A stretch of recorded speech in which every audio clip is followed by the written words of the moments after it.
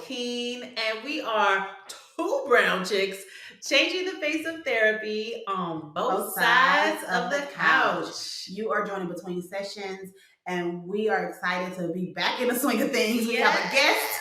Yes. I feel like the whole pandemic we did not have like No, we didn't. when we were recording a couple years ago. It was just me and you for like a good 6 months. It was. And so it's good to have guests back again. So thank you so much for joining us. All right, well, we have a very special guest today. We have Keisha Walwyn-Duquesnay. She is the go-to on imposter syndrome. So let me tell you a little bit about her. She is a Texas licensed professional counselor. Her practice is the optimistic counseling. If you don't follow her on social media, you need to. Like her content, your content, like keeps me laughing, and you always have all these great, like, you have all these great points, and it's so entertaining. So you definitely have to be following her. So Keisha specializes in imposter syndrome, and she helps women with self-doubt to get their beliefs in alignment with their behaviors. And we are so excited to have you here today. Yes. Thank you, thank you, thank you. Thank you for having me. I'm excited to be here. Look at me clapping like I'm in the audience. No, we definitely appreciate you. And of course, this is a topic that when we're speaking to Black and brown women, I'm sure it's there all the time. It's Yeah. part of us that it's unfortunate, but we often feel like we are not supposed to be in the space that we're in. Right. So can you give us Yeah. a definition of imposter syndrome? Yeah. So the big giant textbook definition of it is like a persistent self doubt despite a person's accomplishments, intelligence, achievements, et cetera, et cetera. No matter what they do, they still don't feel like they haven't earned their success, or they feel like they don't deserve it, or as you just said, Ebony, they don't belong in the space that they're in. Yeah. And this is But the easy way to say it is just means self doubt. That's pretty much all it comes down to. Well, and it also sounds like it's rooted in worthiness, also, like not. Yes. Yeah. It does show up like that for a lot of people. Like they feel like they need permission to enjoy good things that happen to them, or they feel like some people feel guilty because they I don't know, they're further ahead along than, some of the people in their family or in their peer circle, and they feel like they don't want to make people feel bad for their success. And one of the things I try to help my clients with is understanding that it's not your responsibility to make other people feel comfortable with your achievements. You're not doing anything bad to them or to you. You're not doing anything bad. You only need to feel guilty if you're doing something bad, and you're Right. not. So Right. That's powerful, right? Like it's not your responsibility to appease other people who might be triggered by it. And that's a good point because it does happen, right? Like I think especially when you have maybe broken some barriers that the people around you have not. I think they can be happy for you also, but also be triggered. Yep. yeah. Barriers as well. Yeah, I literally just watched a video this morning. I was like, "How to not be jealous of your friends?" And I was like, "Oh, okay." But That's a struggle. Right. But she was really speaking to like that was something she had to overcome because when her life wasn't going in a direction she wanted it to, and her friends would have these accomplishments, she would be happy for them. But she would struggle sometimes to like it would feel like I'm happy, but also now I'm comparing, of course, my life. What about me? But to your point, it's not their responsibility to make her feel better. Yeah. And I think when I think about imposter syndrome, I always think of like this fear of being found out, right? Like this fear of like someone's gonna figure out I'm not supposed to be here, someone's gonna figure out what I'm doing. And these are conversations that we have regularly and I have with a lot of my friends around like, well, I don't know if they know that I don't really know what I'm doing. Right. Yeah. Conversations before. It's like, what are we doing here? What do people think we're doing? Yeah. So I think that's where people start to, overcompensate too. Like, oh boy, I better keep this act up because at any second they're going to find out I'm a fake and they're just going to take it from me. So let me come in early. Let me stay late. Let me over volunteer myself. And even though I'm completely exhausted, I'm depleted, I'm going to keep pushing and keep going anyway and distract them with my hard work ethic and my education so that they don't notice that I'm not supposed to be here. Yeah, that's a good point. That's a really Yeah. good point. Distracting you, like look over there, look over there. Yeah. So why do you think that Black and Latinx brown women hmm are more likely to suffer from imposter syndrome? I think that some people have different opinions about that, but my opinion is I think because we check more of the other boxes, Mm, we are women, we are also anything other than white. Hmm. right. So having those two things going on especially in the I would say in the work environment, Hmm. when black and brown women say they feel like they don't belong, that's not all on them, Right. because of history Hmm. and historical and institutional racism and discrimination and all the other isms that have been put in place, you really aren't supposed to be there because Right. Yeah. there have been thousands of years of efforts put into place to make sure Yeah. you don't get there. Yeah. Like the whole idea of the glass ceiling wouldn't even exist if it weren't for discrimination. But the reason it's there is because there have been barriers put into place to ensure that people that are not white, specifically white males, do not excel past a certain level or are not welcomed into certain rooms. So I think that happens because a lot of the times we are the only one of us in the Yeah. room, whatever Yeah. that may be, wherever you fall on the black and brown scale, a lot of times we've been the only one in the room. So that alone can make you feel like I don't belong here or I'm not supposed to be here. I was just having it's funny that we're doing this today. I was just having this conversation with a client yesterday. Same thing, feeling going into new spaces and feeling the pressure of that. And it's like you feel it because it was It's literally real. designed Yes. for Mm-hmm. you not to be there. The situation, especially I think in corporations, it's literally designed for you to question yourself, for you not Mm-hmm. to be there. And so Mm-hmm. how are you not going to feel the effects of that at some point? Not only is it Yeah. designed like that, everybody on some level understands that, Right. right? Yeah. Like whether it's Mhm. conscious or unconscious, but everybody's got that understanding. So you also have people treating you as such, like, what are you doing here? Or how Hmm. did you get here? Yeah. It, Exactly. it Yeah. really made me think of two things. One is how, as black and brown women, we're taught, you got to be twice as good, three times as good, 10 times as Our good whole lives. Yep. to To get get considered half as far. right as mediocres. And then along with that, I was thinking about the Ketanji Brown Jackson Supreme Court Yeah, Justice, right? And that whole process right. feels Triggering. like confirmation to us of like, this is why we have to, right? When they had the check Mhm. boxes with everything that she's accomplished, and the stuff Mhm. that the people that are currently Supreme Right, Court justices right, have right. accomplished, Mhm. and they're giving her this hard time. It Yeah. feels like Not this even is a hard Yeah. time, like dragging her And through. then had the nerve at the end to be like, "Oh yes, I agree with everything she's done. She has all of these off the chart accomplishments, but I cannot support her." No, next, like Right, right, but we right, still like, which right. is exactly why that feeling is always there. Like, will it ever be enough? Right. right. And the hard part is where it translates is will I ever be enough? Yes. Right? Will Yes. ever be enough? And so I think that Mhm. that speaks to, the importance of these conversations and of the work that you're doing Mm-hmm. to Yeah. give resources, to give skills to help people on how to challenge that. Yeah. Yeah, obviously I've had clients that I've had to work with through that too in the workplace because, like I said, when they're the only one of them in the room and everybody else looks the same except for them, Right. they do question and do like, what am I doing here? What can I offer? And I always try to encourage my clients, don't ever ask what you can offer when you're the only one in the room because you are an education in and of yourself because you are the only one in the room. It's really hard to learn something new from everybody else that looks like you or comes from the same walk of life. Like that is like a life education because you have a different perspective on life, on the world, just from your own path of all the obstacles you've had to overcome.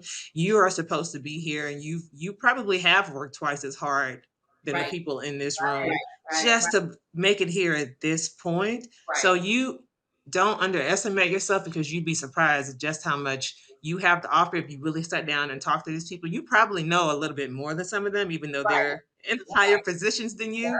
I said posted something, but I was joking but not joking. I was like, raise your hand if you ever had to train a manager, Yeah. because like so many people have been in that position, but because they didn't look the part, or because this environment was not designed for them, they were not afforded that opportunity. So yeah, Right. that's how I try to encourage people. Yeah. And exactly, right? Like if you're actually in this space, you are probably overqualified because Yes. everything that it took for you to get there was way probably a whole lot more than what the other people that are in this space that are not black, that are not brown had to do to Mm-hmm. get in there. So Mm-hmm. we have to remind ourselves of these things. 100%. Yeah. Mhm. So, Yeah. what would you say are some of the traits of a person that might have imposter syndrome? Oh, so many traits. Okay, so there are like the types, and then there's the traits. So there's like the superhero imposter syndrome type, which is black women call it the strong black woman, but everybody knows it as a superhero. They do everything for everyone and themselves. They can't be defeated. There's the perfectionist. They everything has to be done perfectly, or they kind of hesitate starting things if they don't think they can do it perfectly. There's a person who does everything on their own, and they get a lot of sense of their identity from being so independent. But sometimes they're overly independent to a point where it's detrimental to them because they have overloaded themselves, but because they don't know how to ask for help, or they have created the story in their mind that asking for help equals weakness, they just keep piling on past their point, past what they can actually handle. Right. I can't. Those are just a few. I can't think of all of them right now, but Yeah. What are the I'm ones probably that missing are most common that you see with your clients? some. Probably the superhero one. Mm-hmm. Hmm. Um, I got this. I got everything. I can do more. I can take on more. I can come in early. I can stay late. I can take on more. But those people are like really at the brink of a breakdown. Yeah. So I do see that more. So just helping people understand that you actually have control over the narrative you give your identity. Like you can change the definition that you give it. Superhero doesn't have to mean taking on all the things and taking care of everyone all the time. Like you can find a balance Yeah. and changing what how you look at yourself when you do. Like maybe you can consider changing the idea that you are weak because you didn't take on something else, or you said no, or you decided not to volunteer yourself this time. Right. Doesn't mean you're weak. You can look at it as, just changing your mindset around that. Like, no, this is how I preserve myself so that Right. I am more readily available and helpful the next time around. Yeah. Okay. Yeah. I think Just helping people prevent burnout. right, because that sounds like that's what it ends up being. Like you said, you're overloading yourself, and you feel like you don't get to get a break because you have to take care of everyone else. And I also Hmm. think about the perfectionist one. You kind of alluded to how it Yeah. leads to procrastination as well, right? Mm-hmm. And sometimes Yeah. people feel like they're lazy, but the reality Hmm. is they don't want to start because if they're not doing it perfectly, then they don't. Right. They're scared to even get started on doing things. Yeah. Yeah, because and I try to, that's another, like how we were talking about overqualified type. Like, listen, your 6 is probably somebody else's 10. Right. So you have room, okay? Like, Yeah. you Yeah. don't even have to go that hard. And then I don't think people realize that it's a form of like sabotaging yourself, because if you don't do anything until you can do it perfect, you stay stuck and you just kind of like live in the shadow of your own potential because you're so afraid of it not coming out perfectly and failing. And I also try to help people change their relationship with failure and get them to understand that it's just a part of the natural growth phase. For as long as you're a human being, you will have flaws and you will be fallible, but it doesn't take away any of your worthiness as a human being just because you did not do something perfect. And perfect is just it's an idea, it's not a reality. So Right. helping people come to terms with that too. Yeah. So are people who have imposter syndrome, do you see a lot of anxiety then, showing up Yes. with them? Yeah. Yes. So what are some of the symptoms like, would you say that, often show up? Man, yeah, I mean, anxiety and imposter syndrome are almost synonymous with each other. I do see that a whole lot. So some of the symptoms are just being anxious about being able to fulfill their role at work, being anxious about fulfill their role in their personal life, just constant negative self-talk, like constantly going to the worst case scenario, like overestimating their weaknesses, underestimating their strengths, like overestimating what failure is really going to look like, really feeling like making these impossible demands, like, oh, I wouldn't be able to stand it if I can't do this perfectly, or if I fail, and equating their worth as a human to the failure or the Mhm. perfectionism that on the other end of that. And yeah, just and a lot of just staying stuck and not like, I know I should do this, or maybe I can do this, but I don't even want to try, because what if it doesn't work out? And what ifs? So, Right. Right. Yeah. So imposter syndrome does sound a lot like a lot of people who suffer from it definitely have perfectionism Yeah. that they're working with. mhm, Yeah. Yeah. Yeah. Because it yeah, goes into this space of like, again, if I can't do it to this certain level, then why would I even do it? Or why would someone accept it from me? Right. That Right. fear yeah, of failure. Yeah. It's Yeah. a huge part of yeah. Real, true fear of failure. Yeah. it. Yeah. But I Man. think that goes back to being told, you got to work twice as hard. Like, Right. it's hard to look up when they be like, oh, I can shed that now. Like, that's been ingrained in you your whole life. Like, especially immigrants, that's a Yeah. whole nother level of Yeah. like, because it's like a running joke. Like, the only acceptable professions are like, what is it, doctor, lawyer, engineer, or failure. Like, like like embarrassment to the family. And when you think about I think feel like everybody has the same song but different song. That's how like we're all connected in this human experience. Like, your parents sacrificed everything and they Yeah. came to this land to give you a Yeah. better shot at life. So Yeah. it's like the least you can do is devote the rest of your life to like repaying your parents. So you Yeah. are trying to like go above and beyond to prove to them that their sacrifices wasn't in vain, prove to yourself that, yeah, I really do deserve to be here, I really can do this. Yeah. Yeah. So it's a lot of pressure from a It's lot of different angles. a lot to unlearn. Yeah. This is that's Yeah, that is the key, a lot to unlearn. Yeah. So, what are some tips that you can give people to overcome imposter syndrome? Like, obviously, we know that it's not going to be like step one, step two, step three, but what are some things that you can start to Step do? one, just stop having imposter syndrome. right. Boom, there it Yeah. goes. Right. Don't do it. Don't do that. I appreciate you guys having a platform that you have, because I think one of the best ways and quickest ways to kind of dispel the stigma Mhm. around it is just simply talking about it.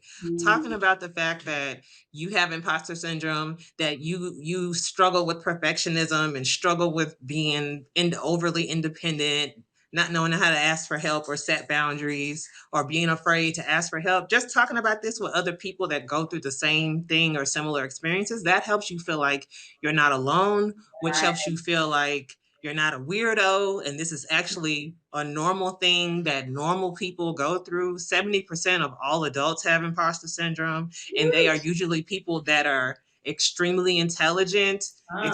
have really high IQs, that are extremely successful in the workforce and in their own private lives, personal businesses. So one way is talking about it and realizing that you're not a superhero, you're not superhuman.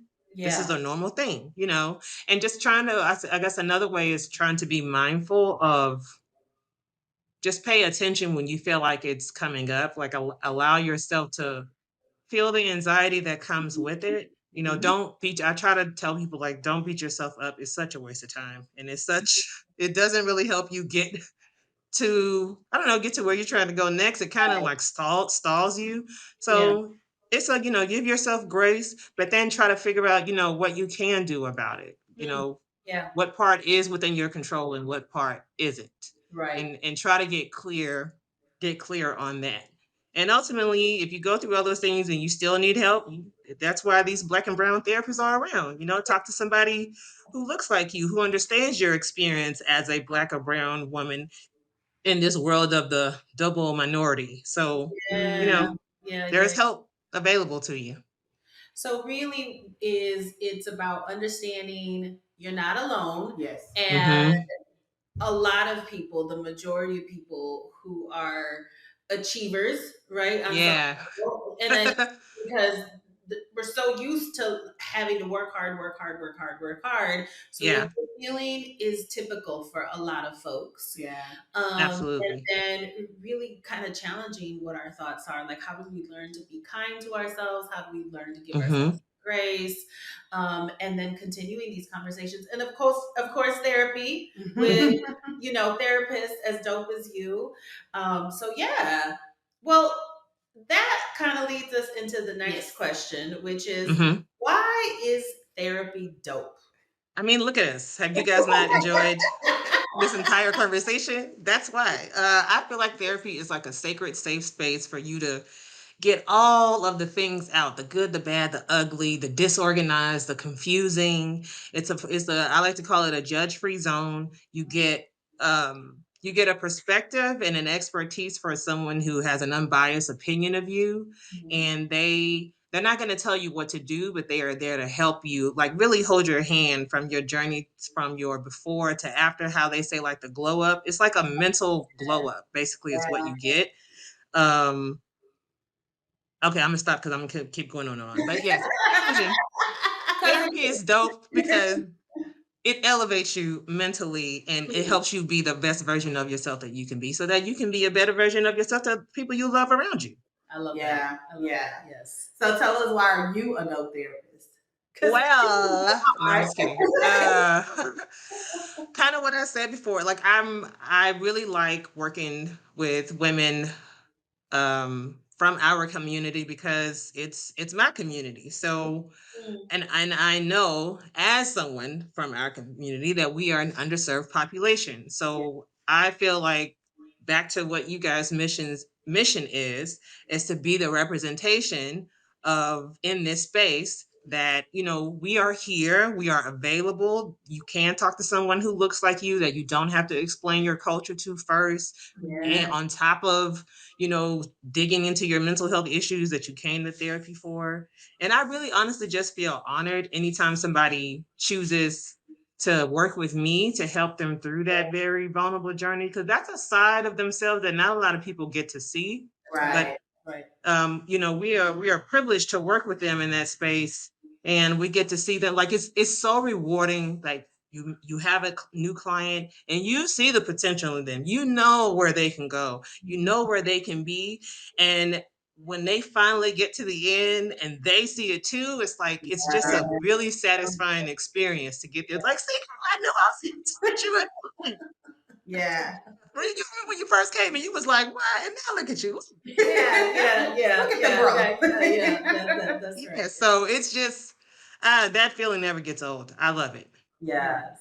I love, as we talk about imposter syndrome, that's one of my favorite questions that we ask is, why are you a dope therapist? Because I feel like even as therapists, we don't hype ourselves up enough, right? That's right. And so we Yes. have to learn to say, I'm dope because Yes. of this, and this is what I bring to the table. So I love that, even though we ask every person that, I love that we're talking about this on this episode. Yeah, I Right? like that question just for that specific reason. To y'all are actually doing a little Jedi mind trick into like make make me talk about why I am good at what I do. So you just force me to practice what I preach and Exactly. I love it. say why I don't have a problem. Aha, I see Full what you did circle. There there. you go. You know Aha. what we're doing. All right, Keisha, well, tell people what services do you offer if they want to work with you? How can Yeah. you support, how can they get in touch with you? How do you support them? Yeah. Okay. So again, my name is Keisha. You can find me on Instagram at Optimistic Counseling. My website is optimisticcounseling.com. I have a couple quizzes on there. The first one is, do I have imposter syndrome quiz? And then I have another one for therapists. I try to keep it simple. Am I a therapist with imposter syndrome? So So I have a few tools on there to kind of see like where you are on the scale of imposter syndrome, how it affects you, and that gets you signed up for the newsletter where you'll get helpful tips and resources of how to deal with imposter syndrome. If you want to work together, feel free to check out optimisticcounseling.com and look under the therapy plans that are available. I have 3 available for individuals and couples. I'm sorry. Are you licensed only in Texas or are you licensed in other states? So I'm only licensed in Texas, Okay. but I think because people keep asking me that, that's God's way of telling me to look into being licensed in other states. So yeah, so Coming look soon. out, guys. Maybe coming soon. Stay in touch. Get on the newsletter. Yes. Yes. Well, thank you so much. It's always so fun to talk to you. Like I just always, you are you have a wealth of knowledge, and you are hilarious. And so Thank you. I always enjoy talking with you. So thank you so much for taking your time to spend it with us today. Thank you. And I can't wait to see you guys in person again post-pandemic at Yes, some point. We will gonna be make in it person happen. That's right. soon, hopefully. Yeah. But thank you, and thank you for everyone that's watching. We appreciate you. Make sure that you follow Melanin and Mental Health across social media at Melanin and Mental Health, Melanin Health on Twitter. Go to melaninandmentalhealth.com and find a dope therapist like Keisha, like one of us, if you're looking I'm for on a there too. therapist. And any to look at previous Between Session podcasts, as well as to purchase any dope merchandise that we have. And make sure you rate the podcast.